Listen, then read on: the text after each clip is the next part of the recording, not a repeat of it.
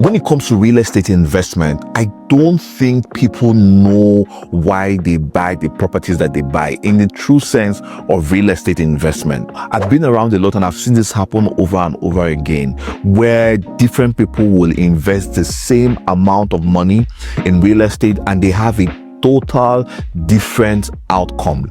Now, I'm going to show you exactly why this happens. Now, you know that case or scenario where you ask somebody, why are you buying this property that you're buying, or why are you making this investment that you're doing, and you hear things like, I'm investing because I just want to have an investment, or I'm investing because I want to get returns in the future. This is exactly how people go into real estate investment without any form of direction. Right? So the conclusion is that people are not necessarily confused about real estate investment or what real estate is. No, they are confused about what they want from that investment. Now, this is what I mean. So let's say 3 different people decide to invest in real estate with 100 million each, but the three of them came out with 3 different results. So the first person maybe has saved up some money or has made some money, and the person decides, oh, I want to own land, right?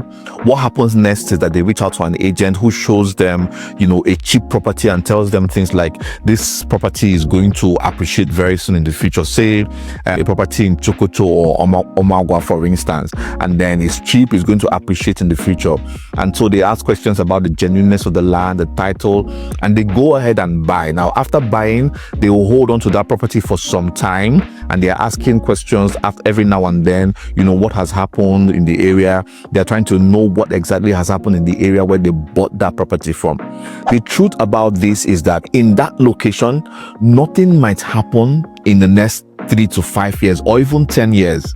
But what is really happening to you is that life is going. You're supposed to be making money from that property that you've tied down. Right? The second person say is after comfort. He's looking for a house to buy, to live in. He's trying to run away from landlord's wahala, doesn't want combined generator, wants good access to his house, right? So he pays and he's living in his house. He's living peacefully. There's nothing wrong with that, right? Just that in real estate, you should understand that peace does not equal profit. And here's the thing, a beautiful house can actually drain you, things like money for maintenance and all of those things. Number three is the guy who is looking for profit, right? Even before he takes a look at the house, once you mention a location, he's asking questions like, what does rent go for in this place? Yeah, he's asking questions about the percentage, his yield. So if he buys his house for 80 million, can he rent it for 6 to 7 to 8 million? Can he get up to 7%, 8% or 9% annual yield from a place? So he's not looking at the POP, he's not looking at the chandelier, he's not looking at all of those things. His major goal is cash flow. The truth is that investors don't buy beautiful houses. They don't buy, finishing. What they buy is what will give them return at a predicted time and a predicted rate. Now, this is where it gets interesting, and this is where most people miss it, right? The problem was not in what they bought, just in case you thought it was about the property they bought. No, the problem is that they don't even know which one they should be doing or investing in at each stage of their life. So let me simplify it for you. You see, when it comes to real estate investment, every decision you make boils down to this. Your money has 3 major roles that it plays for you. The number 1 role that your money can play for you is that your money can actually wait. Take, for instance, when you buy land, right? And you're holding onto the land that you've bought, you're waiting for development. Yeah, you're waiting for light and infrastructure, all of those things to come so that your property can appreciate. The truth remains that your money will grow only when some form of development has happened, either on the land or around the land. And in Nigeria, this can really take time. Number 2 is that your money can rest. So you buy a house that you want to live in, and then because you want to escape landlord wahala, so you've actually escaped paying rent. Now you have some form of stability, you have some form of peace.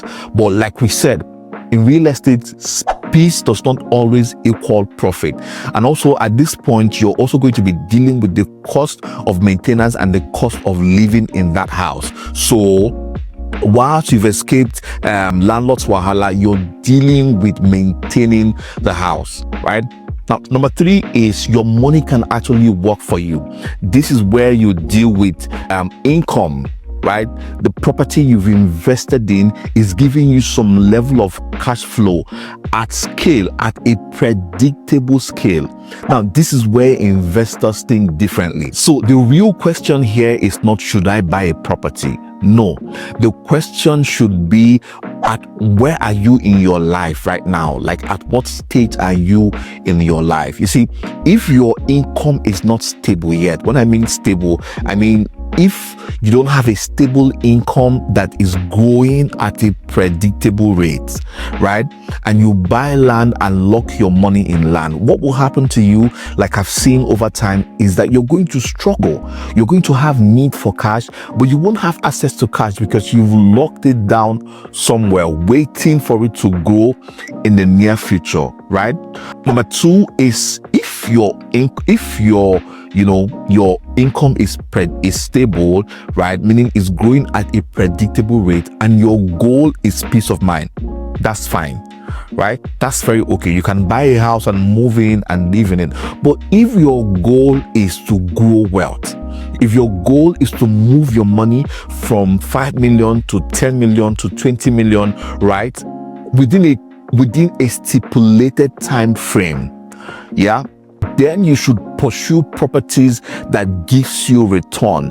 Properties that, the factors responsible for their appreciation is within human control, say 70 to 80%. And so here's the mistake I see a lot. You see somebody with small money, they'll go and lock their money in land and say they are being patient and they are waiting. Meanwhile, what they need is cash flow, because they want a predictable income, right? Now, at the other end, you see somebody with big money who is investing like a beginner. If you have 100 million, for instance, and your goal is to grow your wealth, why are you going to an interior place that is not even developing yet to buy 10 to 20 plots of land sold at 5 million a plot or 3 million a plot?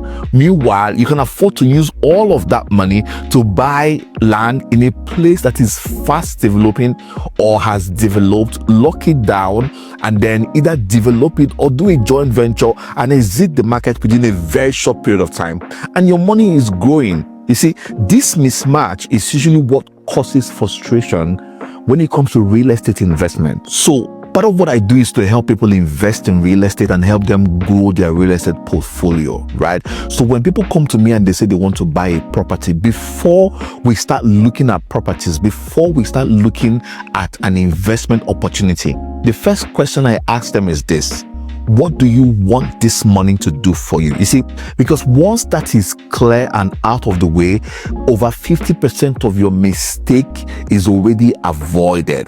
The truth is that real estate is powerful, right? But once you do it without clarity, you're making a very expensive mistake. So if you want to learn how real estate functions and you want to invest in real estate the right way anywhere in Nigeria, right, subscribe to this, get into my DM. If you have any real estate question at all, just reach out to me and then I'll guide you on how to invest in real estate.